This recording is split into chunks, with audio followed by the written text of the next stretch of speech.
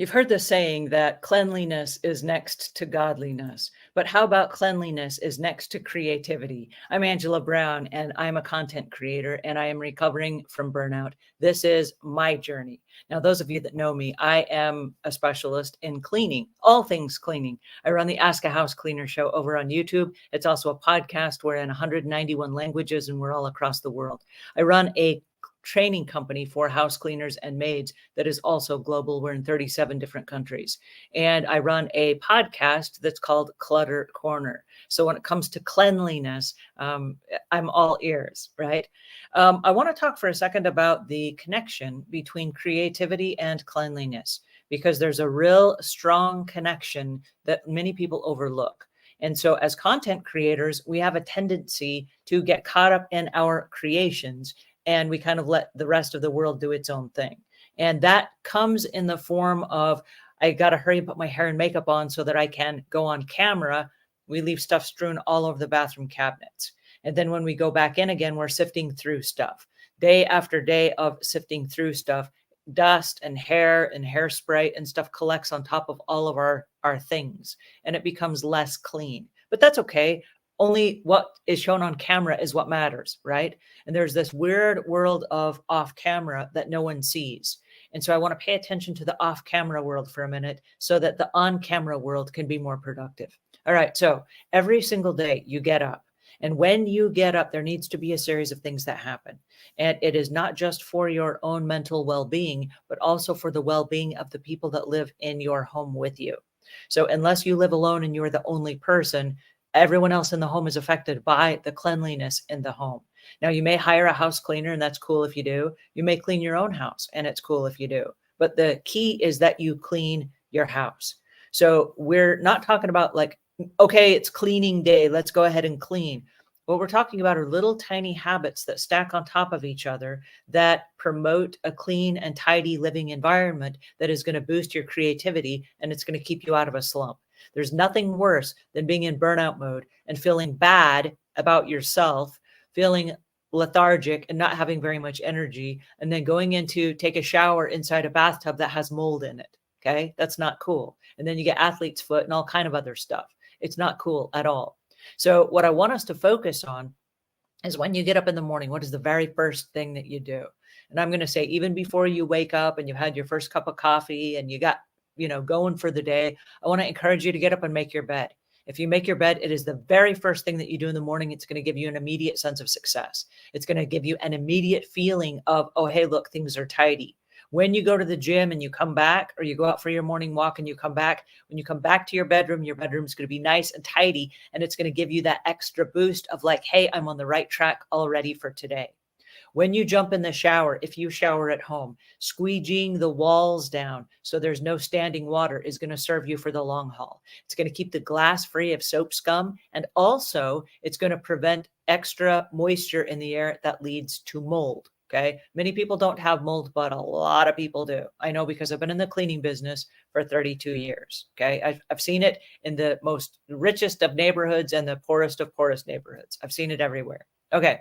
So with that in mind, there are little tiny steps to do every single day. So when you are at the bathroom vanity and you're brushing your teeth, when you're done, instead of having specks and fleckles all over the mirror, I think I made that word up, fleckles, but you know what I'm talking about, right? Toothpaste, it goes out on the mirror.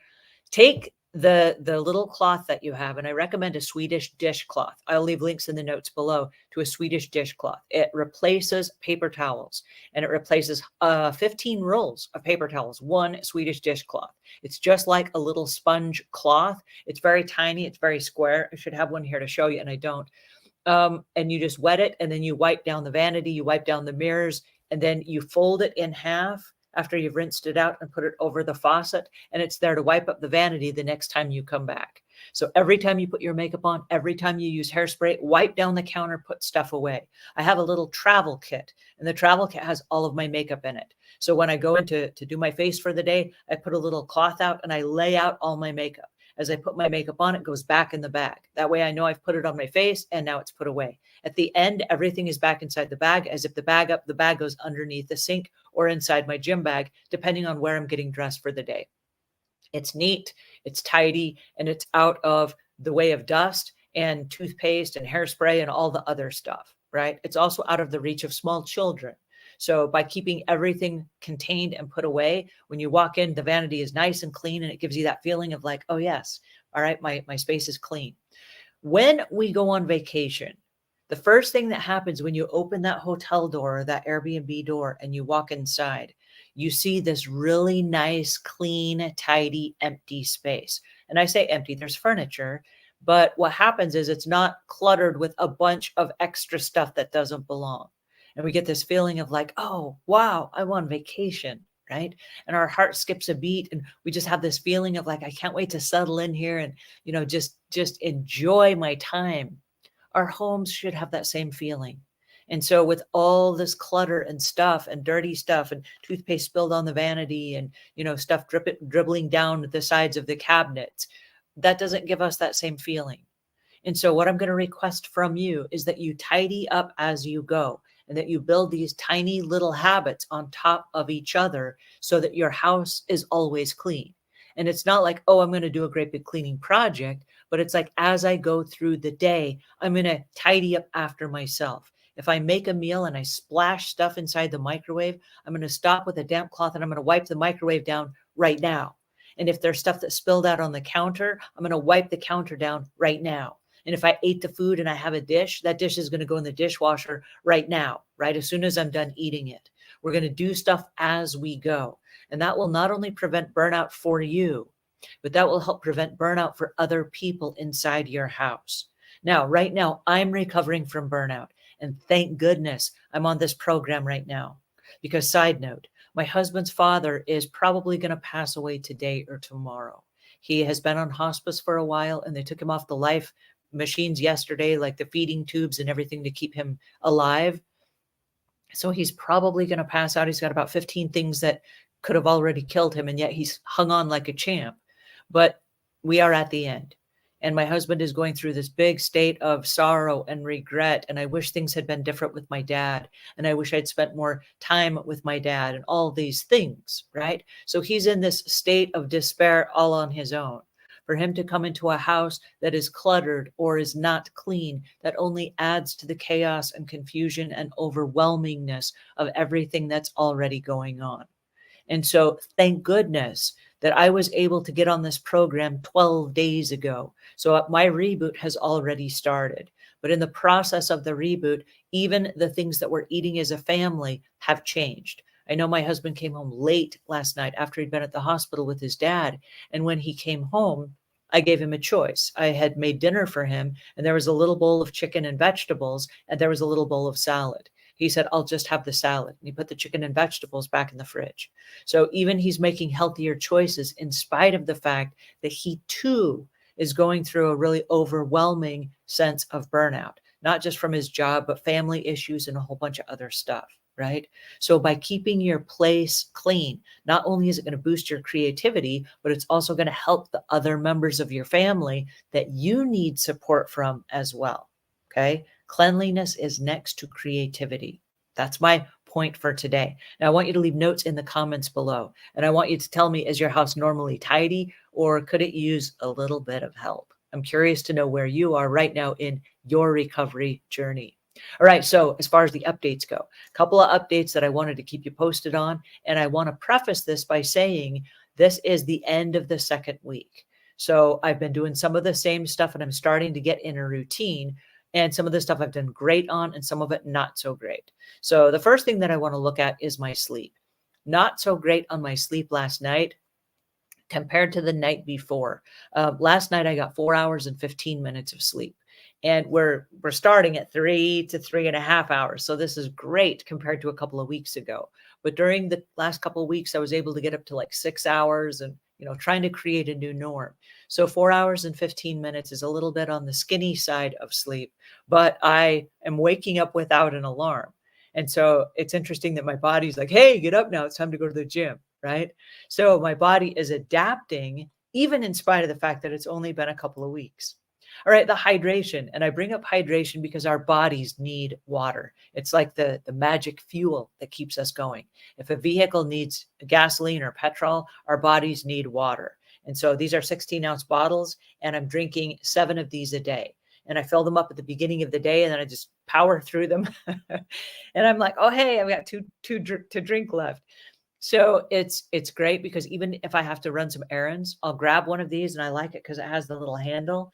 And so in fact, I should leave links to this little jug in the notes below in case you guys want to get one. I've never had a jug I was so in love with. I've tried lots of different kinds of jugs and mugs and thermoses and whatever. And this doesn't have any thermal power because it's just water. And I don't put anything in this but water.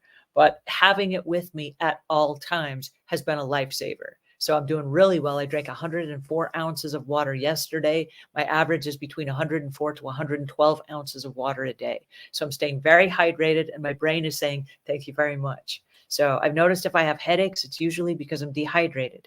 So if you have a headache, first thing, go drink some water. All right, the intermittent fasting. This is getting weird on me, okay? Intermittent fasting was designed to clean up my cells, stabilize my blood sugars, my inflammation in my knee from my knee surgery, and to produce ketones. What's really interesting about this is on the fasting process, I thought that my blood sugar levels would dip and I would just become cranky. And what I've noticed is, excuse me, my body is my body is becoming a lot more adapt to that. So while I was really hungry the first couple of days, my body is kind of like, oh, this is the new norm now. We're going to go for 20 hours of no eating. And I'm able to go 20 hours without food. And then my body starts kicking in like, hey, is it time for food yet? And the last couple of days, my schedule has been off a little bit because I wanted to eat at night when my husband got home, which is about 4 hours later than I normally eat, because I wanted to like eat and talk with him as he's working through some of these issues. So I kind of held off to the very last minute. And then I get a call and he's like, hey, I'm going to the hospital to be with my dad.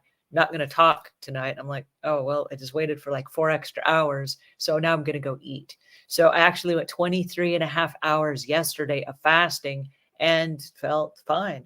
I was thinking that I was going to feel dizzy or nauseous I felt fine. So I had a little salad and I had a little tiny homemade burrito and, beans and rice and stuff inside. And it was delicious and I felt fine. So I am surprised at the intermittent fasting and how little of a lifestyle change it has been. But what I'm noticing is my energy level has skyrocketed. And I don't know if that's the ketones or whatever, but I feel fine. So I'm really excited about that. All right. The next thing that I want to pay attention to is the nourishment. If nothing else, as we head towards Halloween and the world is full of candy, I'm confident that I can go through the entire holidays without any sweets or treats. And that's my goal for this year because I love chocolate and candy and all this stuff like everyone else. But I realize I've had an addiction to sugar. And I think it's common in America. The standard American diet, SAD, which that stands for Standard American Diet, is full of sugar and processed foods. And paying close attention to the things that I actually eat. And if I'm only going to eat one meal a day, is it the healthiest of the choices I can make? And that's been my real conscious effort over the last couple of weeks. I can't say that it will be this way forever. And I know that when I've gone out to eat, I have pigged out and I've had all kinds of fun stuff that I don't eat at home. And looking at my weight, I've lost 15 pounds in the last 2 weeks. And so in spite of the fact that I went to the all-you-can-eat Chinese buffet, and then I went to out with friends the other night and I had a burger and fries, and it was a big burger and it was a lot of fries. But I'm still on the trajectory. Okay. So I'm not punishing myself forever, but what I'm saying is on a day-to-day basis, when I'm at my house, am I making the healthiest of the choices available to me? And then when I go out with friends, I don't want to say pig out, but I can make different choices and not feel so guilty and ashamed of myself because I was trying to be healthier. All right, my workouts. I'm really excited about my workouts. And I don't know why I'm so excited because workouts have always been available to me. And as long as I've known myself, I have preferred an athletic lifestyle. But being a content creator, I really got out of the swing of things and went from 30,000 steps a day as a house cleaner down to 3,000 steps a day. Okay. So I just stopped when I started doing online creations. And yesterday I got up to 9,000 steps, which is great. And when I swim, it's not tracking my steps. I don't know why. I'm doing a lot of water running and stuff like that, and it's not tracking it, I guess, because there's no forward movement. But it is showing up in the calories that I've burned and in my heart rate zone. So my workouts are really strong. And like I said yesterday, I'm starting to find myself be a little bit on the competitive side. Like, oh, I'm going to swim faster than that guy over there. But I've made lots of friends at the gym, and I feel like I'm doing very well as far as showing up every day. So that's a new consistency that's come into my life. My moods, I have consistently been in a great mood for about 2 weeks. And so the first or second day that I was fasting, I felt a little bit kind of like, I'm kind of tired. But ever since then, I felt really great. Like on a scale of 1 to 10, I've been a 9 or a 10 every single day for the last 2 weeks. So if I'm recovering from burnout and I can be a 9 or a 10 on a scale of 1 to 10, I'm going to take that over and over and over again. And I'm so glad I'm documenting this, because if I slip and if I go off the wagon and I fall into burnout again and things go bad, I can go back to what worked for me before and hopefully repair some of the things that I did before by following the procedures that I already followed, right? So how has it impacted my business? Well, this is interesting. Yesterday, I had a show that we recorded. We recorded the Ask a House Cleaner show. And I spent the rest of the day installing software on the computer.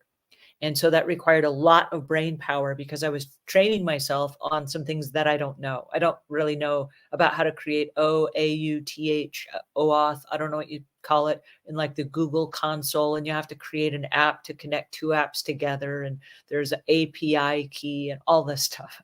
I don't know all that stuff, but I had to do it. And I was following directions. So I was clicking here and freezing this and clicking over here and going back and rewinding and to try to learn to do that. And it required a lot of mental brain power.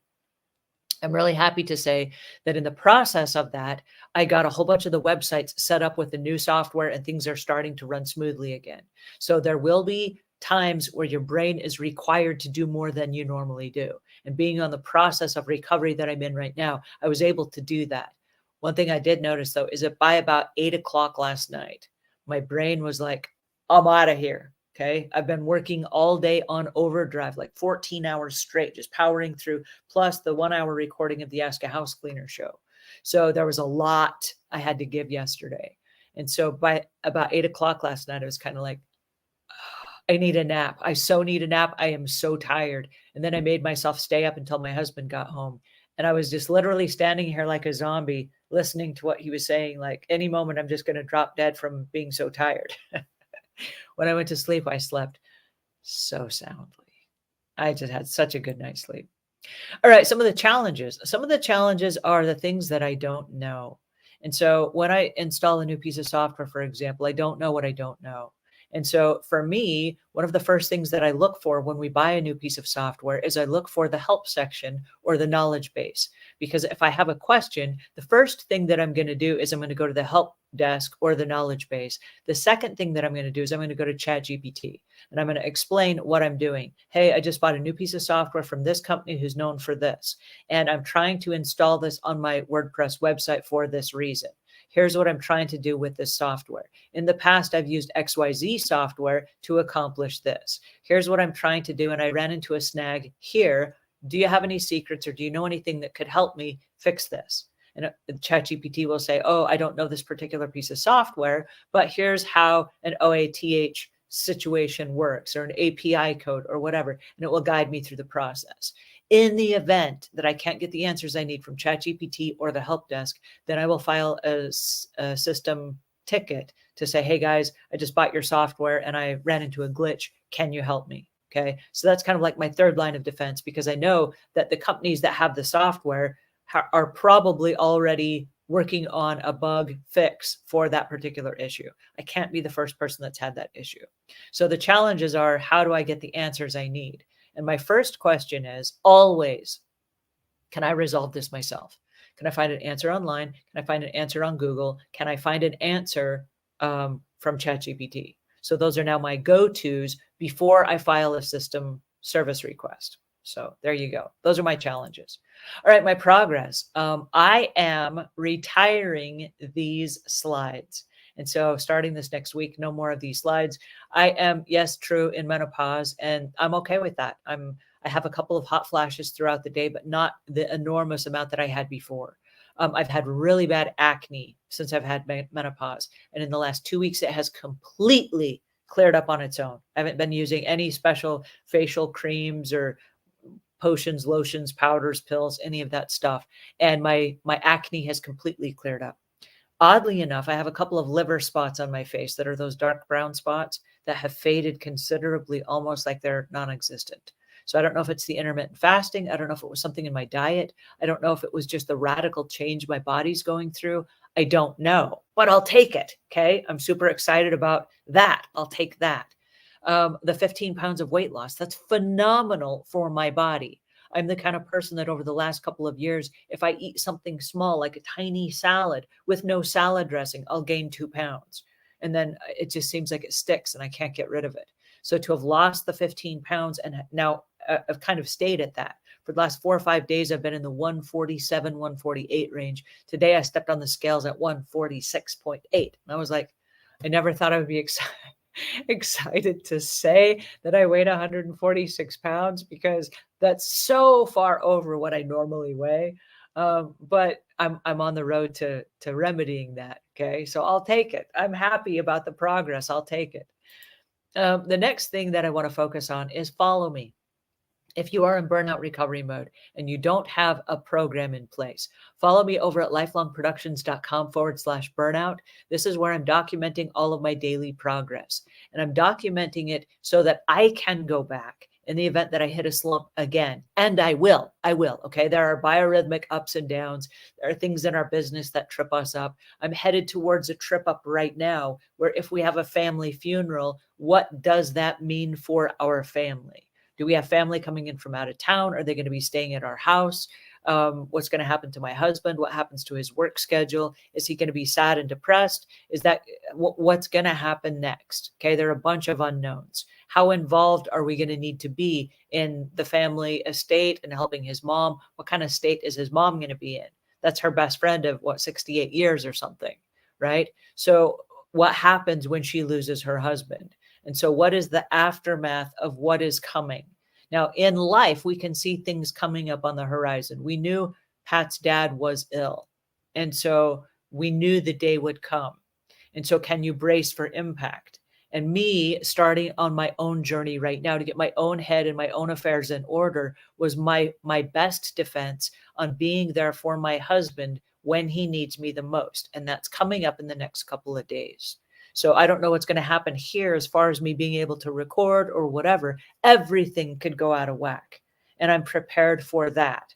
But being prepared for that, know that it's coming, and then bracing yourself is one of the ways we can avoid burnout, where it just hits us and we are frozen and paralyzed and don't know what to do. Okay. Anyway, so follow me over at lifelongproductions.com/burnout. Follow my journey, watch what I'm doing. And as we go through this next phase, which is completely unknown to us, I will keep you posted as well, and you can follow my journey there. All right, the next thing that I want to say is thank you and a shout out to Lifelong Productions. Lifelong Productions is sponsoring this show. They're paying for me to be here so that I can share this information with you. Their specialty is in helping content creators finish the projects that they've started. So if you have started a podcast, but you haven't monetized it, come on over and let's help you monetize it and get to the next level. If you have a YouTube show and you don't have enough followers in order to monetize for ad revenue, let us help you put together some brand deals so that you can monetize your channel and it's worth your time and energy. There are a lot of people that are on TikTok and they're doing some fancy stuff waiting for the deals to come in.